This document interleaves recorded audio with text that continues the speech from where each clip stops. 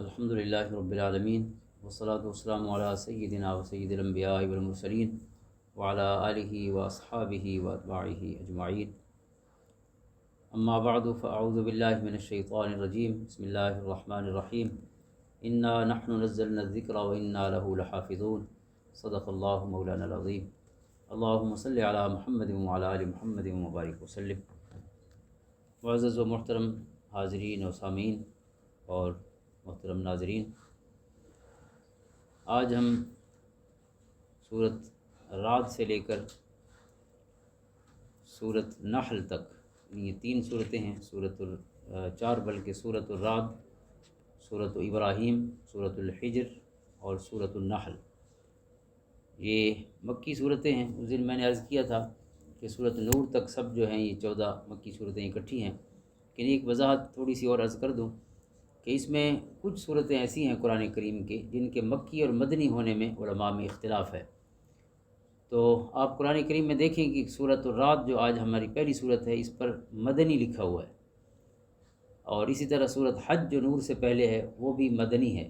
تو امام سیوطی رحمۃ اللہ تعالیٰ علیہ اور علوم القرآن کے دیگر جو ماہرین ہیں انہوں نے لکھا ہے کہ قرآن کریم کی 114 صورتیں ہیں، تو 114 صورتوں میں عموماً کہا جاتا ہے، معروف قول بھی یہی ہے، ہمارے قرآن کریم کی ترتیب میں بھی یہی لکھا ہوا ہے کہ 86 صورتیں جو ہیں وہ مکی ہیں اور 28 صورتیں مدنی ہیں.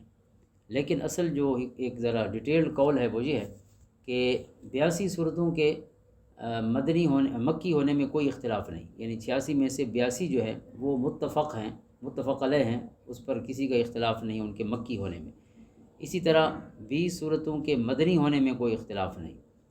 تو 82 اور 20 مل کے یہ 102 ہو جائیں گے، تو باقی بچتی ہیں 12 صورتیں 114 میں سے. تو 12 صورتیں ایسی ہیں کہ جن کے بارے میں دونوں قسم کے اقوال موجود ہیں، لہٰذا کسی نے ان کو مدنی شمار کیا ہے اور کسی نے مکی شمار کیا ہے. تو یہ سورۃ الرعد جو ہے قرآن کریم میں ہماری ترتیب میں جو اوپر لکھا ہوا ہے آپ کو مدنی کا لفظ ملے گا، چونکہ معروف قول یہی ہے، لیکن میں نے اس کو اس ترتیب میں شمار کیا جو ہمارے خصوصاً جدید محققین نے جنہوں نے نظم قرآن پہ کام کیا ہے. تو اس میں قرآن کریم کی جو مختلف صورتوں کا ایک حیت ہے، مبارک حیت ہے، اسلوب ہے یا اس کا موضوع ہے، اس لحاظ سے وہ دیکھتے ہیں. تو ایک چیز جو قرآن کریم کے جو مجموعی طور پر جو علامات ہیں مکی مدنی صورتوں کی، ان میں سے ایک ہی علامت بھی ہے عمومی طور پر کہ جو سجدے کی آیات ہیں وہ سب مکی صورتوں میں ہیں. جن آج بھی ہم نے سجدہ کیا ہے، بلکہ 2 دفعہ، کل بھی سجدہ گزرا ہے، آج بھی سجدہ کیا ہے. یعنی یہ آج جو ہم صورتیں پڑھ رہے ہیں تو ان میں 2 صورتوں میں سجدہ ہے، ایک سورۃ رعد میں بھی ہے اور سورۃ نحل میں بھی ہے. تو دن میں سجدہ ہے وہ مکی صورتیں ہیں. تو یہ رات جو ہے یہ بھی اس میں سجدہ ہے. لہٰذا جو لوگ یہ کہتے ہیں کہ یہ مکی صورت ہے تو ان کی ایک دلیل اس کے مکی ہونے کی ہے. دوسرا یہ ہے کہ اس کے موضوعات بھی سارے مکی ہیں، یعنی توحید، رسالت اور معاد، عقیدہ آخرت، یہ غالب موضوع ہیں مکی صورتوں کے، تو اس کا موضوع بھی وہی ہے. اسی طرح سورۃ الحج جو ہم آگے پھر پڑھیں گے تو اس کے بھی مکی مدنی ہونے میں اختلاف ہے. تو یہ میں نے وضاحتاً ایک بات عرض کر دی ہے، کیونکہ ظاہر جب آپ دیکھیں گے تو آپ کو وہاں مدنی کا لفظ نظر آئے گا. تو یہ کوئی ایسا اختلاف نہیں کہ کوئی یعنی اس پہ جھگڑا کیا جائے. یہ ترجیحی باتیں ہیں علماء کی جو انہوں نے مختلف صورتوں کے مزاج کو دیکھ کر یا جو ان کا فہم تھا اس لحاظ سے جائزہ لے کر. تو یہاں اس کا جو نمبر لکھا ہوا ہے نزول کا وہ 96 ہے. کوئی 86 صورتیں مکہ میں تھیں تو 96 نمبر کا مطلب بھی اس کا مدنی ہونا ہے. جنہوں نے اس کو 96 شمار کیا ہے اور جنہوں نے مکی شمار کیا ہے ان کا 43 کے بعد اس کا نمبر ہے، یعنی یہ 44 صورت میں اس کو شمار کیا باعتبار نزول کے. اور یہاں جو ترتیب ہے قرآن کریم میں تو اس میں اس سورہ مبارکہ کا نمبر 13 ہے، اور پھر 14، 15، 16 اسی ترتیب سے ہم 4 صورتیں یہ مختصراً دیکھ رہے ہیں. اور ہم اجمالی انداز میں ظاہر دیکھتے ہیں اس وقت میں کسی ایک آیت پہ گفتگو بھی اس کا حق بھی ادا نہیں ہو سکتا. ہم جیسے کم علموں کے پاس تو علم بھی نہیں ہے، لیکن پھر بھی اس میں جو چیزیں بالکل کلیئر اور واضح ہیں، پیغام ہے آیتوں کا، وہ بھی کافی یعنی وضاحت طلب ہوتا ہے. لیکن ہم صرف اس لیے اس مختصر وقت میں قرآن کریم کے چند موضوعات تاکہ انسان کو ایک جو مجموعی تعارف ہے قرآن کریم کا وہ ہو جائے، اور صورتوں کے موضوعات کا یا ان میں خاص جو میسیجز یا پیغام ہیں ان کو ہم چیدہ کچھ آیات کو پڑھ کے اپنے سینے منور کریں. اللہ تعالیٰ قرآن کریم کے ساتھ وہ محبت عطا فرمائے جو پوری زندگی اس کے سمجھنے اور اس پہ عمل کرنے میں گزر جائے. تو اگر سورۃ الرعد کو دیکھیں تو اس میں وہی مکی صورتوں والے موضوعات ہیں، اور دوسرا اس میں چند اصول ضابطے عمرانیات کے یا انسانی عمرانیات کے، یعنی اب آپ معاشریات بھی کہہ سکتے ہیں، معاشرت بھی کہہ سکتے ہیں، عمرانیات بھی انسان، کچھ اصول ضابطے اس مبارک صورت میں بیان کیے گئے۔ اس کی جو اوپننگ ہے وہ تو الف لام میم را سے ہے، یعنی حروف مقطعات سے ہے، اور پھر جیسے عموماً حروف مقطعات والی سب صورتیں نہیں، لیکن عموماً جو موضوع ہے کہ حروف مقطعات کے بعد قرآن کریم کی عظمت کو بیان کیا جاتا ہے، تو وہ بیان ہوا۔ اس کے بعد اللہ رب العزت کی وحدانیت پر، اس کی قدرت پر جو نشانیاں ہیں وہ ذکر فرمائی گئیں، اور اس کے بعد اللہ تعالیٰ کی توحید کا پیغام ہے، رسالت کا پیغام ہے، اور ساتھ ساتھ کچھ اصول ضابطے ہیں جینے کے۔ اور ایک بڑا اہم اصول ہے اس میں حضرت اقبال کا شعر، جس میں ایک ضرب المثل کی حیثیت اختیار کر گیا ہے کہ خدا نے آج تک اس قوم کی حالت نہیں بدلی، نہ ہو جس کو خیال آپ اپنی حالت کے بدلنے کا۔ یہ قرآن کریم کا اقوام کا ایک بنیادی اصول ہے کہ آپ خود کوشش کریں گے تو اللہ کی مدد آئے گی۔ اس کے بہت سے دلائل پہلے بھی گزر چکے ہیں۔ بدر میں جب مسلمانوں نے اپنا سب کچھ قربان کر دیا یا پیش کر دیا اسلام کے لیے، تو پھر ہزاروں کی تعداد میں فرشتے مدد کے لیے آئے۔ اگر وہ سوتے رہتے تو کوئی فرشتہ نہ آتا۔ تو اس لیے پہلے اپنی کوشش مکمل کریں، لیس للانسان الا ما سعی۔ تو یہاں قرآن کریم کی مبارک آیت ہے، ان اللہ لا یغیر ما بقوم حتی یغیروا ما بانفسہم، اور یہی مفہوم جو ہے سورۃ انفال میں پہلے گزر چکا ہے، ذالک بان اللہ، وہاں اس آیت مبارکہ میں بھی یہی مفہوم بیان کیا گیا ہے کہ اللہ رب العزت ان کی حالت بدلتا ہے جو خود اپنی حالت بدلنے کے لیے نہ صرف سوچتے رہتے ہیں بلکہ عملی طور پر میدان میں اترتے ہیں، اور پھر سعی پیہم کے ذریعے آغاز کر دیتے ہیں اپنی کوشش اور محنت کا۔ اور پھر یہ ہے کہ ظاہری جو تبدیلی ہے وہ تبھی آتی ہے جب خیال بدلتے ہیں، انسان کی سوچ بدلتی ہے، اس کے مزاج میں، انٹرنل ورلڈ میں، دل میں کوئی تبدیلی رونما ہو تو۔ اور یہ پورا قرآن کریم جو ہے یہ کائنات قلبی کو تبدیل کرنے کے لیے، انسان کی سوچ کے زاویوں کو بدلنے کے لیے، اچھائی اور برائی کے وہ پیمانے جو دنیا میں پائے جاتے تھے ان کو ایک نئے انداز میں پیش کیا ہے۔ جس کو دنیا برائی سمجھتی تھی، اسلام نے اس کی اصل حقیقت بیان کی کہ اصل اچھائی تو یہ ہے، اور پھر جس چیز کو اچھا سمجھا جاتا تھا اسلام نے اس کی حقیقت بھی کھولی ہے۔ تو خیر اور شر کو اپنے صحیح روپ اور رنگ میں پیش فرمایا ہے، اس کی وضاحت فرمائی۔ تو اس لیے اندر تبدیلی جب آتی ہے تو پھر ہی باہر تبدیلی۔ تو علامہ اقبال کے وہ جو اشعار قرآن کریم کے بارے میں ہیں کہ فاش گو یا مانچ در دل مزمرست، این کتابیں نیس چیز دیگر است، فرماتے ہیں یہ کتاب نہیں ہے، یہ کچھ اور ہے جو ہمارے پاس موجود ہے۔ چوں بجاں در رفت جاں دیگر شود، جہاں تو دیگر شد جہاں دیگر شود۔ جب یہ قرآن انسان کے اندر آ جائے تو اندر انسان کی تبدیلی لے آتا ہے، کہ جب اندر بدل جائے تو پھر اس کا ماحول بھی بدل جاتا ہے۔ یعنی اصل تبدیلی تبھی آ سکتی ہے مثبت، جب انسان کے اخلاق، اس کے سوچ کے زاویے جو ہیں وہ بدلیں، تو پھر ہی وہ جس راستے پہ اپنی کوشش اور محنت کو، اپنے پوٹینشلز کو، اپنی صلاحیتوں کو، اپنے قوا کو، اللہ تعالیٰ نے جو اس کے اندر وہ خابیدہ صلاحیتیں رکھی ہیں اس کو استعمال کرے گا اور صحیح نتیجہ سامنے آئے گا۔ اور دوسرا اصول اس سورہ مبارکہ میں عمرانیات کے یہ عطا فرمایا گیا ہے، وَأَمَّا مَا يَنْفَعُ النَّاسَ فَيَمْكُثُ فِي الْأَرْضِ، کہ جو چیز لوگوں کو نفع دے دنیا میں وہ چیز زندہ رہتی ہے۔ زندگی اس کا مقدر ہے جو انسانیت کو فائدہ پہنچائے۔ یہ ایک بنیادی اصول ہے۔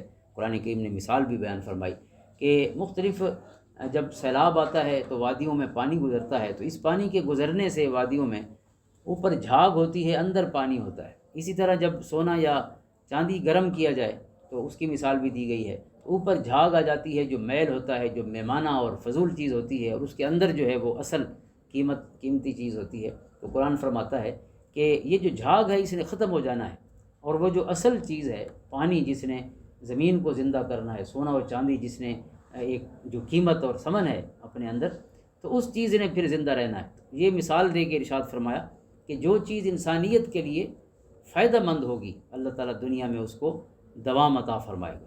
تو اس لیے جو انسان بھی دنیا کے لیے نفع مند ہے، آج تک وہ انسان فوت نہیں ہوا، لوگوں کے دلوں میں بھی زندہ ہیں اور کتابوں میں بھی زندہ ہے اور تاریخ میں بھی زندہ ہے۔ تو انسان ہو یا کوئی چیز ہو، قرآن نے اصول بیان فرمایا اس میں، عمرانیات کا ایک اور اصول، کہ اس کے لیے زندگی ہے جو فائدہ پہنچائے۔ اور سب سے بہترین انسان بھی اسی کو کہا گیا ہے کہ جو حدیث پاک میں ہے کہ جو لوگوں کے لیے زیادہ نفع مند ہو وہ سب سے اچھا انسان، خیر الناس فرمایا گیا۔ اور ایک اور اصول یہ بیان فرمایا گیا ہے کہ انسان کے معاشرے کے بگاڑ کی کیا صورتیں ہو سکتی ہیں، یعنی معاشرے میں جب بگاڑ یا فساد پیدا ہو، امن خراب ہو، تو اس کی دو باتیں بیان فرمائی گئی. ایک ہے عہد الست کی خلاف ورزی.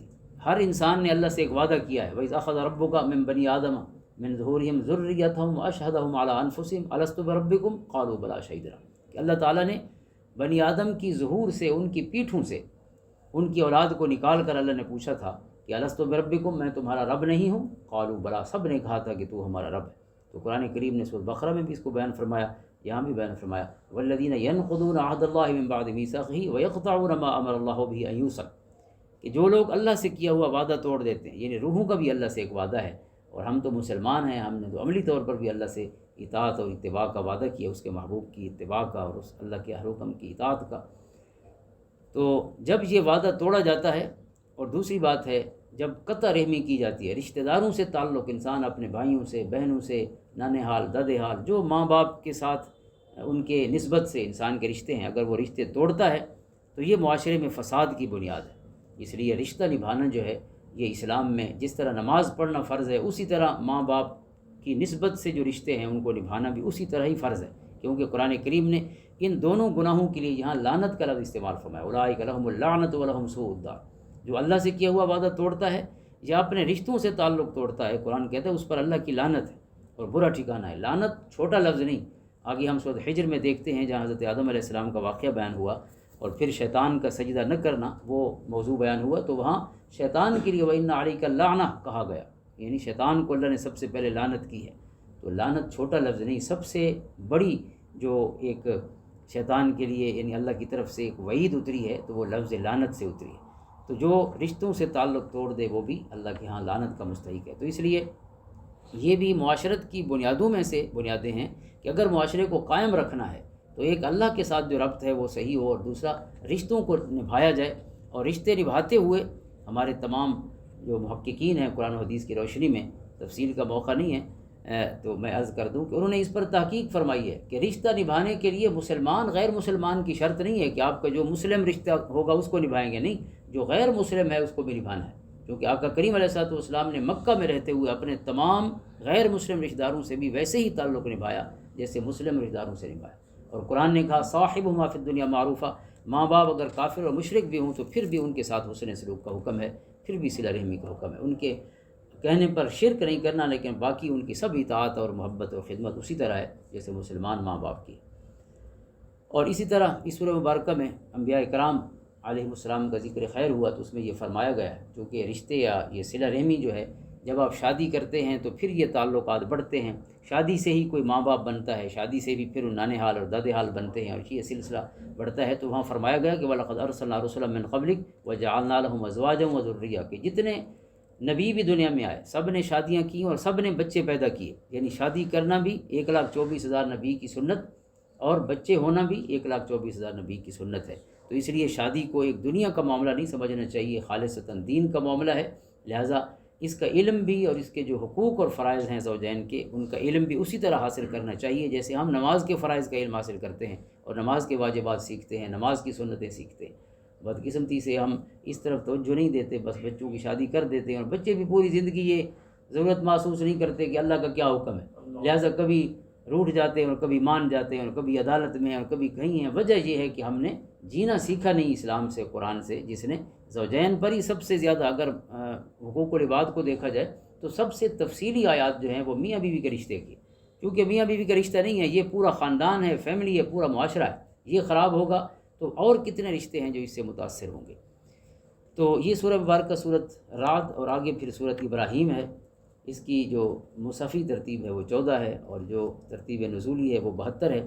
اور اس میں حضرت ابراہیم علیہ السلام کی اسم گرامی سے منسوب ہے، چونکہ اسے سورہ مبارکہ کے سیکنڈ لاسٹ رکوع میں حضرت ابراہیم علیہ السلام کا ذکر خیر ہے کہ انہوں نے کس طرح اپنی اولاد میں سے ایک برانچ کو، ایک شاخ کو مکہ مکرمہ میں کعبہ آباد کیا اور پھر دعائیں فرمائیں، اور اپنے بچے کو اور اپنی ایک گھر والی کو وہاں پہ اللہ کے حکم سے انہوں نے مقیم کیا. ایک ان کے صاحبزادے حضرت اسحاق علیہ السلام ہیں جن کا ذکر ہم نے کل بھی کیا حضرت یوسف علیہ السلام کے تعارف میں. تو حضرت اسحاق علیہ السلام شرق اردن میں ان کا وہ بیٹا جو ہے حضرت ابراہیم نے خود آباد کیا تھا. دوسرے بیٹے حضرت اسماعیل علیہ السلام کو اللہ کے حکم سے کعبہ کی بنیادیں جب کھڑی کی تو انہیں کعبہ کی تعمیر اور آبادی کے لیے آپ نے یہاں پھر سکونت عطا فرمائی اللہ کے حکم سے۔ ربنا انی اسکنت من ذریتی بواد غیر ذی زرع عند بیتک المحرم، اے اللہ میں نے اپنی فیملی کو یہاں ٹھہرا دیا ہے جو وادی جہاں کچھ پیدا نہیں ہوتا، ویران اور بنجر وادی میں، صرف تیرے حکم پر۔ اور دعا فرمائی کہ اے اللہ تو لوگوں کا دل اس طرف موڑ دے، ورزقہم من الثمرات، ہر قسم کے پھل انہیں عطا فرما۔ اور یہ جو دعائیں آپ نے مانگی تھی، آج آپ دیکھتے ہیں کہ ہر قسم کے پھل وہاں ملتے ہیں جہاں کچھ بھی پیدا نہیں ہوتا۔ اور پھر آپ کی وہ مبارک دعا جو عموماً ہم ہر نماز کے آخر میں پڑھتے ہیں، دعا ابراہیمی، انتہائی جامع دعا ہے، رب اجعل لی مقیم الصلاۃ ومن ذریتی ربنا وتقبل دعا، اے اللہ مجھے بھی نماز قائم کرنے والا بنا اور میری نسلوں میں بھی نمازی بنا۔ یہ بڑی خوبصورت دعا ہے، اللہ تعالیٰ سے اپنی نسلوں کے لیے بھی مانگا گیا، اپنے لیے بھی اللہ کے حضور جھکنا طلب کیا گیا۔ ربنا اغفر لی ولوالدی وللمؤمنین یوم یقوم الحساب، اے اللہ میری مغفرت فرما، میرے اماں بابے کی، والدین کی مغفرت فرما، اور تمام ایمان والوں کی قیامت کے دن مغفرت فرما۔ تو آپ کی یہ مبارک دعا اسی مبارک رکوع اور آپ کی یعنی ذکر خیر کی نسبت سے سورہ مبارکہ کا نام بھی ابراہیم ہے۔ ویسے بہت معمولی نسبت سے بھی سورت کے نام دیے گئے ہیں، جیسے ہم نے سورت یونس پڑھی تو سورت یونس میں بالکل آخر میں سیکنڈ لاسٹ رکوع میں ضمناً حضرت یونس علیہ السلام کا ذکر ہے۔ ان کا قصہ کوئی ترتیب سے بیان نہیں کیا گیا، ضمناً ایک ذکر آیا، لیکن اس ذکر کی نسبت سے حضرت یونس کے نام سے ہی وہ سورہ مبارکہ منسوب ہے۔ آقا کریم علیہ الصلوۃ والسلام نے پھر جو تعارف دیا سورتوں کو، غلاموں نے اسی طرح اسی پہچان کے ساتھ اسے محفوظ رکھا۔ اور پھر سورت ابراہیم میں حضرت موسیٰ علیہ السلام کا شروع میں ذکر بھی ہے، دیگر انبیاء کے ذکر بھی ہیں، حضرت نوح علیہ السلام، حضرت ہود اور صالح اجمالاً ذکر ہے، حضرت موسیٰ علیہ السلام کا ذکر ذرا تفصیل سے ہے۔ اور آخری آیت جو ہے وہ قرآن کریم کی حقانیت پر ہے، ھذا بلاغ للناس، یہ اللہ کا میسج ہے، اللہ کا پیغام ہے لوگوں کے لیے۔ بڑی خوبصورت یہ الفاظ ہیں قرآن کے، ھذا بلاغ للناس ولینذروا بہ ولیعلموا انما هو الہ واحد، کہ لوگوں کو ڈرایا جائے، قرآن ان تک پہنچایا جائے اور یہ بتایا جائے کہ اللہ وحدہ لا شریک ہے، وہی عبادت کے لائق ہے۔ ولیذکر اولو الالباب، اور عقل والے جو ہیں وہ نصیحت حاصل کریں اس کتاب مجید سے۔ اللہ تعالیٰ اسے پڑھنے کی، سمجھنے کی توفیق عطا فرمائے۔ پھر اگلی سورت سورت الحجر ہے، جو 15 نمبر ہے مصحف کی ترتیب میں، قرآن کی ترتیب میں، اور 54 نمبر ہے اس کا نزول کی ترتیب سے۔ اس سورہ مبارکہ کا آغاز بھی قرآن کریم ہی کے ذکر خیر سے ہوتا ہے، حروف مقطعات الف لام را کے بعد، اور پھر وہ اہم آیت بھی اسی صورت میں ہے، انا نحن نزلنا الذکر وانا لہ لحافظون، کہ یہ ذکر ہم نے نازل کیا اور ہم ہی اس کی حفاظت فرمانے والے ہیں۔ قرآن کریم کا محافظ اللہ تعالیٰ خود ہے، جبکہ باقی کتب جو گزری ہیں، تورات، زبور اور انجیل وغیرہ، ان کا قرآن نے ذکر کیا۔ والربانیون والاحبار بما استحفظوا من کتاب اللہ وکانوا علیہ شہداء، ان کے جو مشائخ تھے، ان کے جو علماء تھے، انہیں محافظ بنایا گیا تھا، لیکن انہیں جو ان کتابوں کا حال کیا وہ قرآن نے خود بیان فرمایا، اپنے ہاتھوں سے چیزیں ایڈ کر دیں، کوئی چیزیں کم کر دیں، لیکن اس کتاب کا محافظ قیامت تک کے لیے وہ ہے کہ جو خود یہ کلام عطا فرمانے والا ہے۔ تو یہ مسلمانوں کے لیے اور پوری انسانیت کے لیے اللہ تعالیٰ کا ایک بہت بڑا کرم اور فضل ہے، اس کا احسان ہے کہ اس نے اپنے آخری کلام کو قیامت تک کے لیے محفوظ رکھا ہے، کہ ہم اس دور میں تو پیدا نہیں ہو سکتے یا نہیں ہو سکے کہ جب آقا کریم علیہ الصلوۃ والسلام تشریف فرما تھے اور آپ پر آیات بینات اترتی تھیں اور وہ حسین منظر اپنی آنکھوں سے غلام دیکھتے تھے اور آیتیں حضور کے مبارک لبوں سے سنتے تھے، لیکن اللہ تعالیٰ نے ہمیں دیر سے پیدا ہونے کی وجہ سے اس کلام سے محروم نہیں کیا جو اس کے محبوب کے قلب اطہر پر اترا تھا اور اس کا آخری کلام تھا۔ اتر کر ہرا سے سوئے قوم آیا اور ایک نسخہ کیمیا ساتھ لایا، اور نسخہ کیمیا آج تک اپنی اصلی حالت میں محفوظ ہے۔ پھر اس سورہ مبارکہ میں حضرت آدم علیہ السلام کا قصہ ہے اور ابلیس کا انکار ہے سجدہ کرنے سے، اور حضرت آدم علیہ السلام کی تخلیق کا ذکر ہے، من صلصال من حمأ مسنون، 3 دفعہ زیادہ کھنکتی ہوئی مٹی سے آپ کو بنایا۔ اور اصل فضیلت کیا تھی؟ مٹی کی فضیلت نہیں تھی، فَإِذَا سَوَّيْتُهُ وَنَفَخْتُ فِيهِ مِن رُوحِي، اللہ فرماتا ہے جب میں نے اسے بنا لیا تو اس کے اندر اپنی روح پھونکی۔ اب اللہ کی روح سے کیا مراد ہے یہ اللہ ہی جانتا ہے، کہ اس کی شان کے مطابق جو بھی ہے روح، لیکن یہ وہ کمال چیز ہے کہ جب مٹی کے اندر جائے تو مٹی جی اٹھتی ہے، اور جب مٹی سے ہم جسم کے اندر یہ روح ہے تو ہمارے پورے جسم کو گلنے سڑنے سے بچا کے رکھتی ہے، لیکن روح نکل جائے تو چند گھنٹوں میں انسان کا جو باڈی ہے وہ ڈیکمپوزیشن کی طرف چلی جاتی ہے، اور ہم کہتے ہیں کہ جلدی میت کو پہنچائیں اپنے ٹھکانے تک کہ جسم خراب نہ ہو جائے، لیکن روح کے اندر یہ طاقت ہے کہ 100 سال بھی اندر رہتی ہے تو پورے جسم کو محفوظ رکھتی ہے۔ اور پھر شیطان کے حسد کا ذکر ہے، اس کے تکبر کا، جس چیز نے شیطان کو جنت سے نکالا وہ انا خیر منہ کا جرم تھا کہ میں بڑا ہوں یا میں اچھا ہوں، تو اللہ تعالیٰ کے ہاں تکبر کی کوئی گنجائش نہیں ہے۔ انہ لا يحب المستکبرین، آگے صورت نحل میں ہے کہ اللہ تعالیٰ تکبر والوں کو پسند نہیں فرماتا۔ لہذا کسی چیز کا بھی ہو، چاہے علم کا تکبر ہے، کسی ظاہری حسن کا تکبر ہے، دولت کا تکبر ہے، اقتدار کا تکبر ہے، ہر چیز قابل معافی ہے اس کی بارگاہ میں سوائے تکبر کے، کیونکہ تکبر صرف شیطان بنا سکتا ہے اور کوئی ہیلپ نہیں کر سکتا انسان کی۔ اللہ تعالیٰ اسے محفوظ رکھے۔ اور پھر اصحاب الایکہ یعنی قوم شعیب کا ذکر ہے، اصحاب الحجر قوم سمود کا ذکر ہے، اور حضرت ابراہیم علیہ السلام کا ذکر ہے، حضرت لوط علیہ السلام ان کی قوم پر آنے والے عذاب کا ذکر ہے اس سورہ مبارکہ میں۔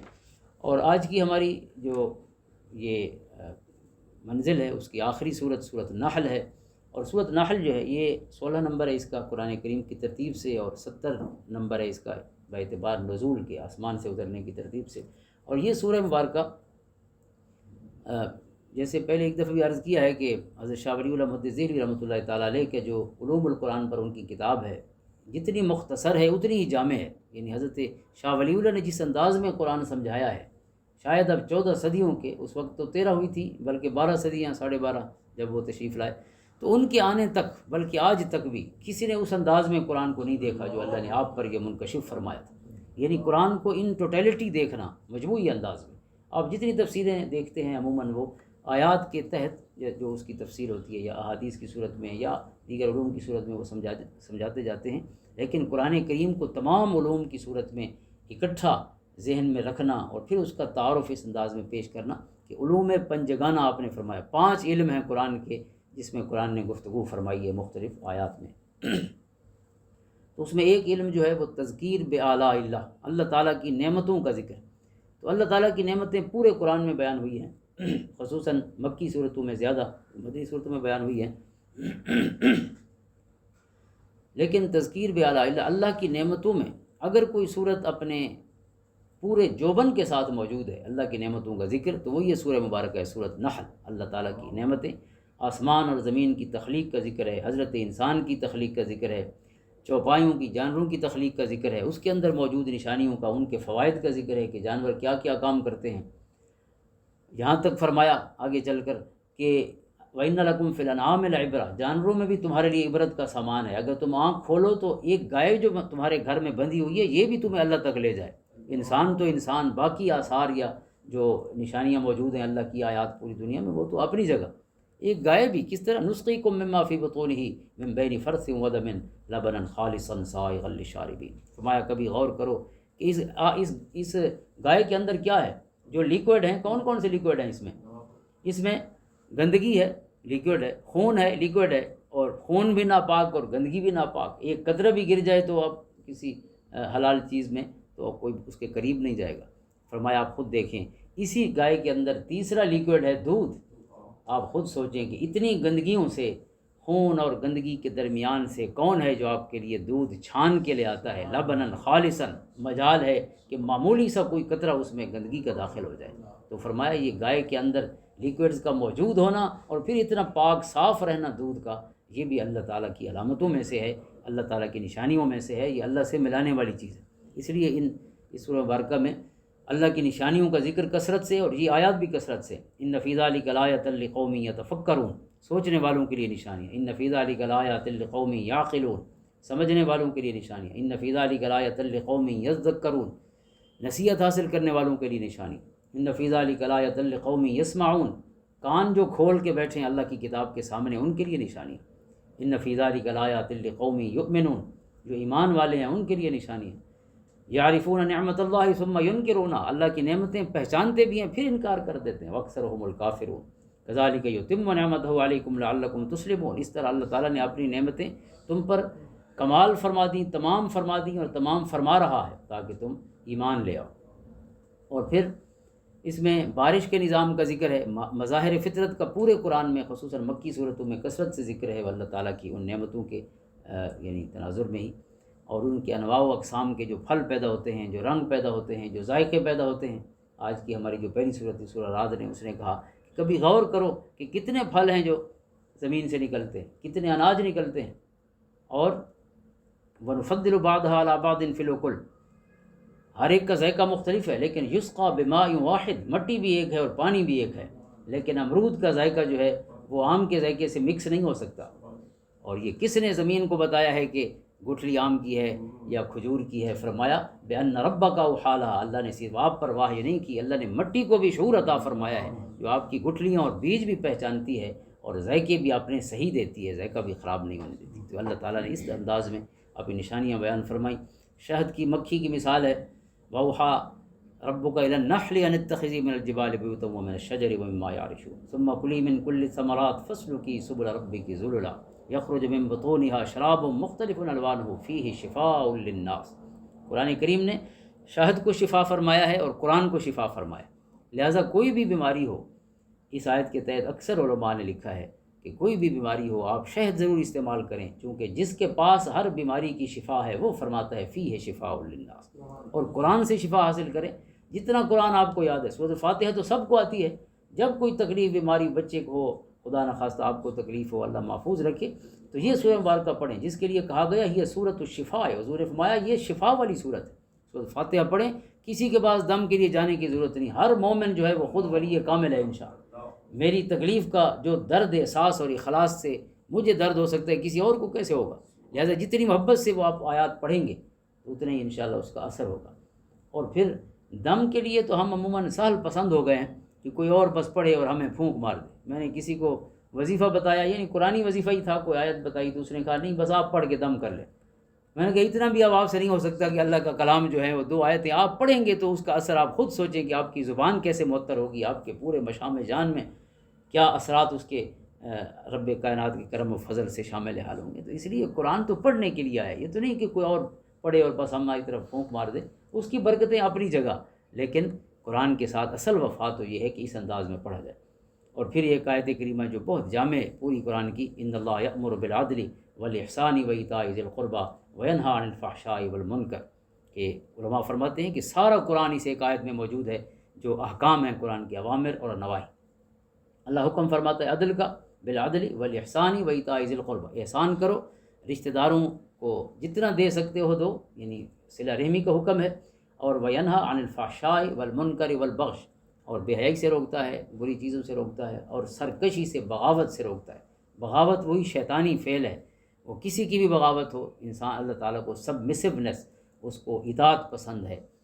بچہ ہے، بیٹا ہے تو والدین کی اطاعت ہو، شاگرد ہے تو اپنے اساتذہ کی، یا عمر میں جو بھی بڑے ہیں ان کی اطاعت ہو، جو اللہ تعالیٰ نے جن کو کسی اور حوالے سے کوئی عہدہ دیا ہے تو ان کی اطاعت اور ان کے سامنے یعنی تواضع سے رہنا، یہ مومن کی اصل روح ہے اور اللہ تعالیٰ کے ہاں پسندیدہ فعل ہے۔ اور ایک آیت کریمہ جو بہت عام ہے وہ دعوت اور تبلیغ کا پورا جو ہے نا انداز سکھانے والی آیت کریمہ ہے، جو آخری رکوع میں ہے سورۃ نحل کے، ادع الی سبیل ربک بالحکمۃ والموعظۃ الحسنۃ وجادلہم باللتی ہی احسن۔ اللہ کی طرف بلانے کے تین یعنی الوہی اصول ہیں، اللہ کے عطا فرمودہ اصول ہے۔ پہلی چیز ہے حکمت کے ساتھ بلانا، دوسرا ہے نصیحت کے ساتھ بلانا، اور تیسرا ہے مجادلہ بطریق احسن۔ اگر اس میں دلیل بازی کی ضرورت بھی پڑی ہے تو پھر بھی جو اللہ کے لیے بول رہا ہے اسے بدتمیز نہیں ہونا چاہیے، کیونکہ قرآن نے فرمایا لا تسبوا الذین یدعون من دون اللہ فیسبوا اللہ عدوا بغیر علم۔ سورۃ الانعام میں فرمایا گیا کہ تم ان کے جھوٹے خداؤں کو گالی نہ دو، کیونکہ نتیجتاً وہ تمہارے سچے خدا کو گالی دیں گے۔ تو آپ خود سوچیں کہ آپ نے کیا حاصل کیا ہے اس تبلیغ میں کہ جس میں آپ نعوذ باللہ اپنے رب کے بارے میں غلط کلمات دوسرے کے منہ سے نکلوا لائے۔ اللہ رب العزت کی بارگاہ میں دعا ہے کہ ہمیں ان مبارک آیات پر، صورتوں پر عمل کی توفیق عطا فرمائے۔ اللہ تعالیٰ قرآن کریم کو ہماری قبروں کا رفیق بنائے، قرآن کریم کو ہمارے لیے قیامت کا شفیع بنائے۔ اللہم صلی علی محمد وعلی آل محمد وبارک وسلم۔ بارک اللہ لی ولکم فی القرآن العظیم ونفعنی وإیاکم بالآیات والذکر الحکیم۔